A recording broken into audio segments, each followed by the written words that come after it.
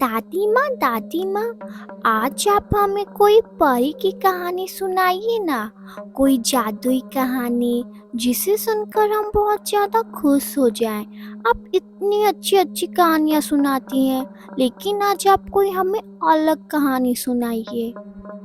नहीं नहीं दादी माँ, आज आप हमें कोई अलग कहानी सुनाइए।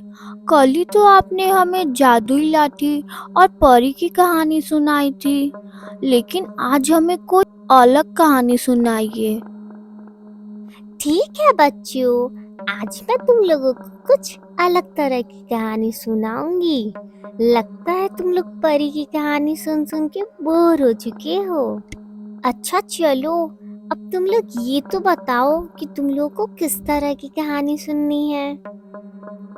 दादी माँ, आज आप हमें भूत की कहानी सुनाइए। हाँ दादी माँ, आज आप हमें कोई डरावनी कहानी सुनाइए जिसे सुनकर हम दोनों बिल्कुल डर जाएं। ठीक है बच्चों, आज मैं तुम लोगों को एक दूध बेचने वाले की डरावनी कहानी सुनाऊंगी। ठीक है दादी माँ, आज आप हमें दूध बेचने वाले की कहानी सुनाइए। तो सुनो बच्चों, दूर किसी गांव में एक दूध बेचने वाली कमला रहती थी।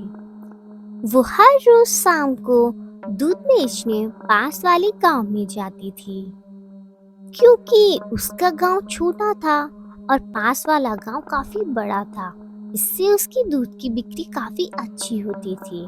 पास वाले गांव में दूध बेचने के लिए कमला को एक जंगल पार करना पड़ता था। इसीलिए कमला रोज शाम को अपने घर से जल्दी ही निकल जाती थी। लेकिन गांव के लोगों का ये मानना था कि उस जंगल में भूत प्रेत के साए रहते हैं। इसीलिए कमला शाम को बहुत ही जल्दी दूध बेचकर वापस आ जाती थी। क्योंकि शाम होते ही जैसे ही अंधेरा होता था, वो जंगल काफी डरावना हो जाता था और जंगली जानवरों की भी आवाज आने लगती थी। एक दिन की बात है, हर रोज की तरह कमला शाम को दूध लेकर पास वाले गांव में बेचने के लिए जाती है। लेकिन वापसी में कमला को देरी हो जाती है और चारों तरफ अंधेरा छा जाता है। उस दिन की रात बहुत ही गहरी थी। आसमान काले बादलों से ढपा हुआ था और साथ ही बिजली भी कड़क रही थी, मानो जैसे कभी भी बारिश हो जाएगी। अरे रे, आज तो मुझे काफ़ी लेट हो गया। चारों तरफ कितना अंधेरा है और बिजली भी इतनी कड़क रही है, जैसे लग रहा है कि अभी बारिश हो जाएगी। और पता नहीं क्यों इस जंगल में मुझे इतना डर लग रहा है। कमला उस सुनसान से जंगल को पार करती है और अंदर ही अंदर बहुत ही उसको घबराहट हो रही होती है और उसे डर भी लग रहा होता है, क्योंकि बहुत अंधेरा हो गया होता है। चलते चलते कमला को किसी की पायल की खनकने की आवाज आने लगती है, मानो जैसे कोई उसके पीछे पीछे चल रहा हो। और उसकी पायल की खनकने की आवाज और तेज होने लगती। वो अंदर से बहुत ही ज्यादा घबरा जाती है और वहां से आगे बढ़ने लगती है। कमला डरते डरते पीछे घूमकर देखती है, लेकिन उसे वहां कोई नजर नहीं आता। अचानक बहुत तेज से बिजली कड़कती है, साथ ही बहुत तेज बारिश होने लगती है। कमला तेजी से अपने घर की तरफ बढ़ती है। अरे रे, इस बारिश को भी अभी होने को था क्या? ऊपर से ये पायल की खनखनाहट, लगता है जैसे कोई मेरा पीछा कर रहा हो। तभी कमला को सुनीता की कही हुई बातें याद आती हैं।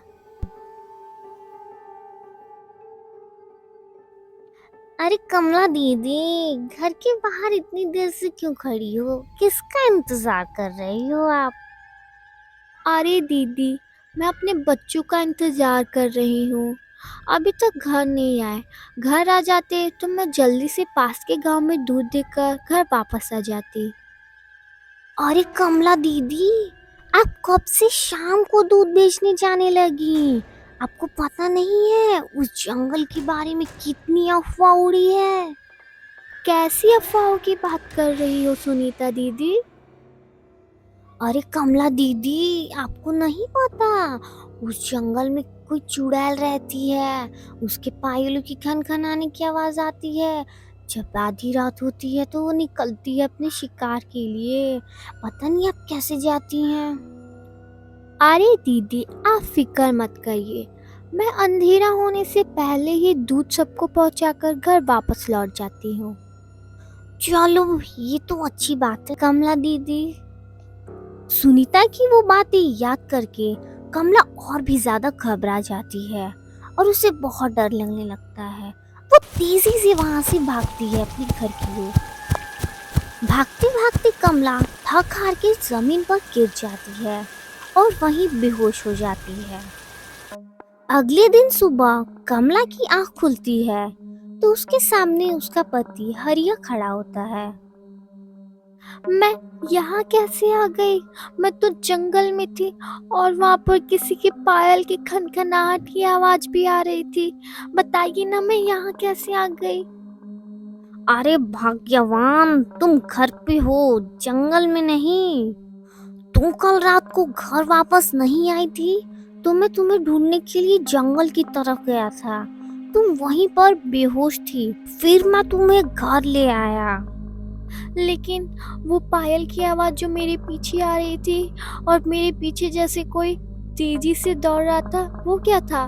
मुझे बहुत डर लग रहा है। मैं जब चलती थी तो मेरे पीछे भी किसी की पायल की आवाज सुनाई देती थी, और जब मैं रुक जाती थी तो वो भी रुक जाता था। वो क्या था? क्या वो कोई भूत था या कोई प्रेत था? अरे भाग्यवान, पायल तो तुमने पहन रखा है।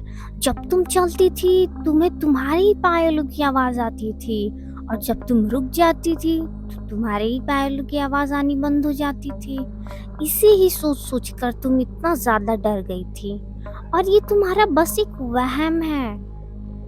तो बच्चों, हमें किसी भी अंधविश्वास पर भरोसा नहीं करना चाहिए। हमें कभी भी अपने मन में वहम नहीं पालना चाहिए, क्योंकि जो हम देखते हैं, जो सोचते हैं, वही हमें नजर आने लगता है और वही महसूस भी होने लगता है। दादी माँ, ये कहानी तो बहुत डरावनी और मजेदार थी। हाँ दादी माँ, ये कहानी बहुत ही अच्छी थी। ये कहानी मैं अब अपने दोस्तों को भी सुनाऊंगा कि भूत प्रेत कुछ नहीं होता है, ये सिर्फ हम लोगों का वहम होता है। दादी माँ, आज की कहानी तो बहुत मजेदार थी। अब हम कल आएंगे आपसे कहानी सुनने।